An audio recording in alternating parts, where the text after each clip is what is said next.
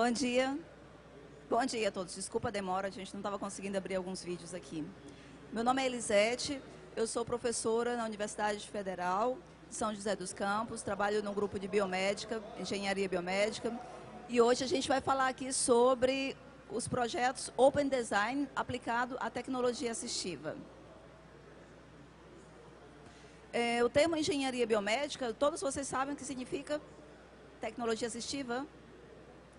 Dentro da engenharia biomédica, a gente tem um termo, tecnologia assistiva, que é a parte responsável pelo desenvolvimento de softwares, hardwares e serviços voltados para ajudar as pessoas que nasceram ou adquiriram ao longo da vida uma deficiência.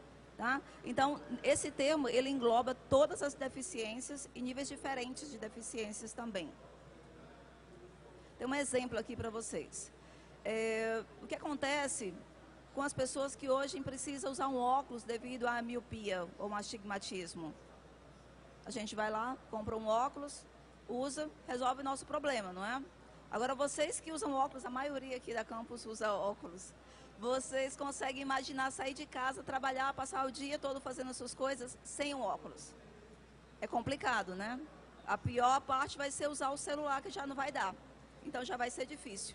Então, isso é o que acontece hoje. Para a maioria das pessoas que precisa usar um óculos, não é considerado uma pessoa com deficiência. Por quê?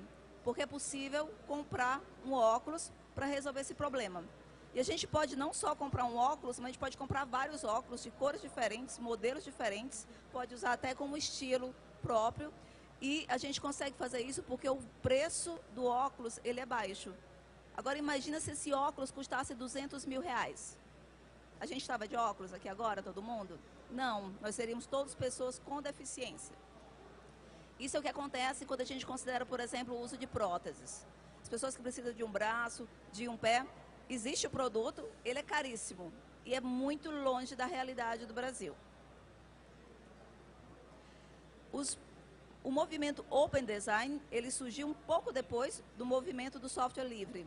O software livre ele vai ajudar o desenvolvimento de software, os desenvolvedores podem entrar em contato com outros que desenvolveram código e dar continuidade a isso.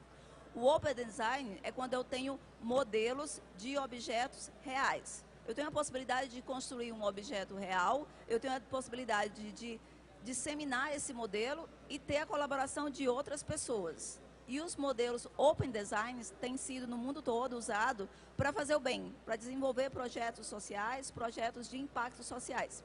Principalmente em países onde a dependência é muito grande em relação a produtos de tecnologia assistiva, como é o caso do Brasil, que tudo é importado. Então, a gente tem aqui a possibilidade de desenvolver objetos e isso casou com o boom da impressora 3D no Brasil. Agora, com a impressora 3D, eu tenho a possibilidade de fazer um modelo no computador e criar esse objeto no mundo real. Deixa eu apresentar para vocês aqui no início da minha palestra. Aquele ali é o Léo, nosso voluntário número 0. E esse aqui é o meu filho Adri, que está sempre do lado do Léo, dando uma força aí para ele. Só mostrando aqui como surgiu esse movimento do desenvolvimento de Open Design. Um bom exemplo é a impressora 3D. Tá? Em algum momento, a impressora 3D era muito cara, ninguém tinha acesso. Foi criado um modelo, foi disponibilizado na internet e as pessoas puderam começar a fazer impressoras de baixo custo. Ou seja, a própria impressora pode ser usada para desenvolver peças para fazer outra impressora. Essa queda do valor da impressora abriu uma possibilidade infinita de criar coisas para qualquer pessoa em casa.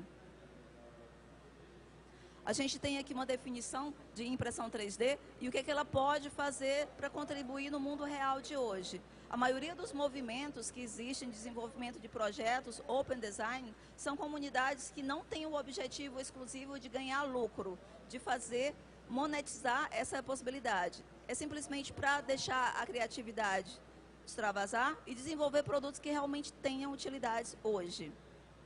Uma plataforma bem conhecida, que vocês devem já ter ouvido falar, é a Thingiverse. Lá você encontra vários modelos que você pode baixar, usar, modificar e colocar lá de novo para o uso. Mas a gente não tem uma plataforma ainda específica para produtos de tecnologia assistiva.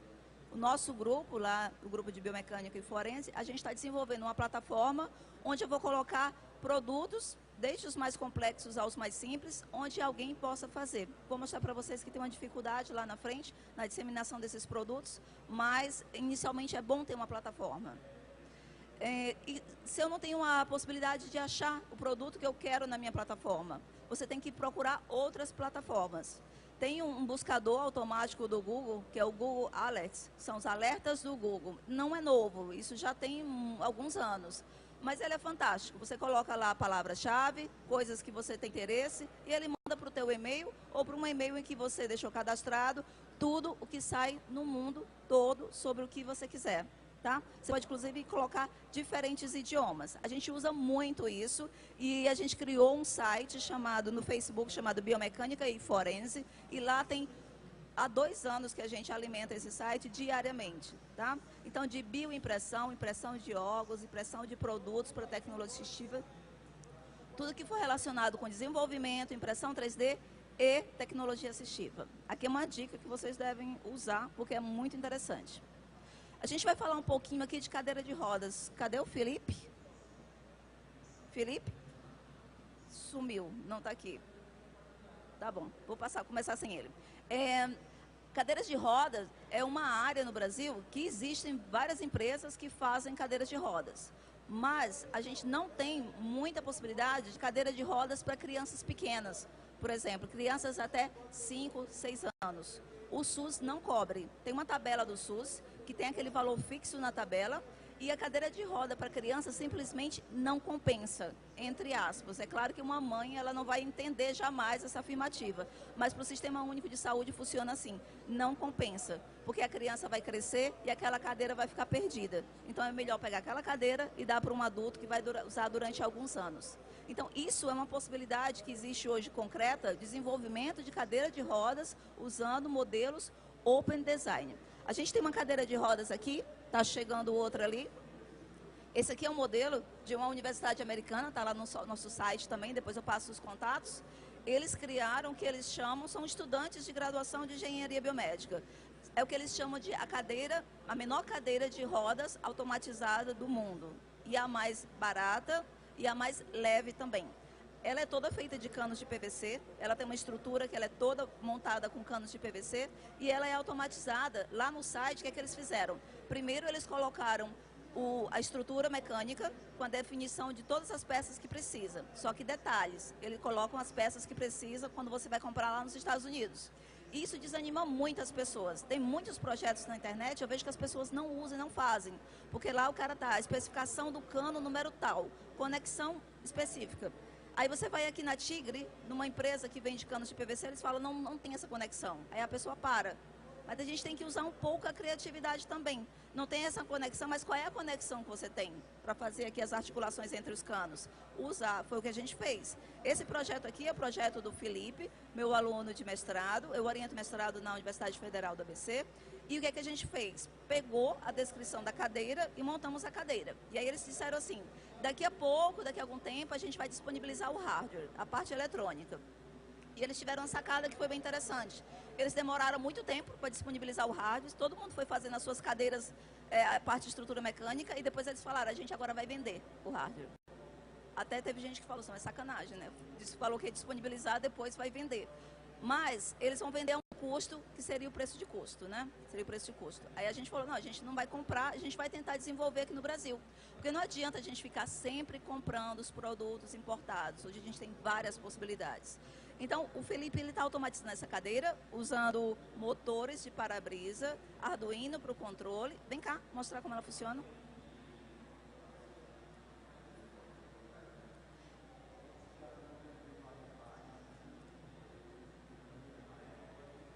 Ela vai ser controlada por um joystick que vai ficar aqui na mão da criança, mas por enquanto a gente está usando esse controle externo. Mas ela vai possibilitar que uma criança consiga se localizar num ambiente interno. Eu nem imagino ainda essa cadeira na rua, com as nossas calçadas, com a estrutura que nós temos. Mas, de repente, essa criança vai para uma creche, ela vai ficar o dia inteiro na escola e ela já vai facilitar a vida da pessoa que está trabalhando com ela. Ela vai conseguir interagir um pouco mais com as crianças. Muitas crianças não vão para a escola nessa faixa etária porque ficam esperando crescer para conseguir ter um pouco mais de mobilidade. E aí a gente desenvolveu essa cadeira aqui, com a parte do hardware é nossa, a gente está querendo disponibilizar também depois. E, baseado nessa, o pessoal do Centro de Reabilitação Lúcio Montoro, que é onde a gente tem um convênio, eles falaram, mas seria interessante se tivesse uma manual também. E aí o Felipe já fez uma adaptação dessa para fazer a manual. Tá? A manual está faltando as 2 rodas da frente. O Adrian pegou ela e fez um rally por aí pela campus, caiu as 2 rodas da frente. Mas a manual foi desenvolvida usando esse modelo aqui. Então, ou seja, dessa daqui já apareceu essa. E agora já tem a possibilidade de a gente fazer uma cadeira de banho e assim por diante. Tá? Então, assim, é um modelo aberto, open design, que vai dar frutos e vai ter possibilidades. E o custo da cadeira também ficou muito baixo, além do peso, tá? Uma cadeira motorizada pode custar em torno de 15 mil reais. A gente está, por enquanto, essa aqui no valor de R$ 1.000. E uma cadeira simplesmente mecânica, ela tem um preço que ainda não entra na tabela do SUS. Essa daqui ficou entre R$300, R$300. O mais caro são as rodas, mas o restante é mais barato, tá? Obrigada, Felipe. Agora a gente vai falar um pouco sobre as próteses. Eu poderia falar para vocês aqui de N modelos Open Design. Ainda na questão da cadeira de rodas, tem modelos na internet de livres, projetos abertos, em que você desenvolve um sistema de alavanca que você movimenta a cadeira de rodas só usando o remo. Tem tudo, toda a modelagem, toda a parte disponível, todos os arquivos você pode usar também. Tem um outro grupo que eles pegam uma cadeira de rodas mecânica, convencional, e transformam ela em qualquer coisa para festas de fantasia, no carnaval.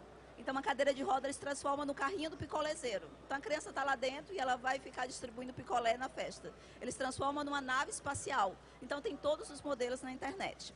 Voltando um pouco aqui, a gente vai falar um pouco mais da questão de próteses, que é o que a gente tem mais usado aqui nos últimos dias.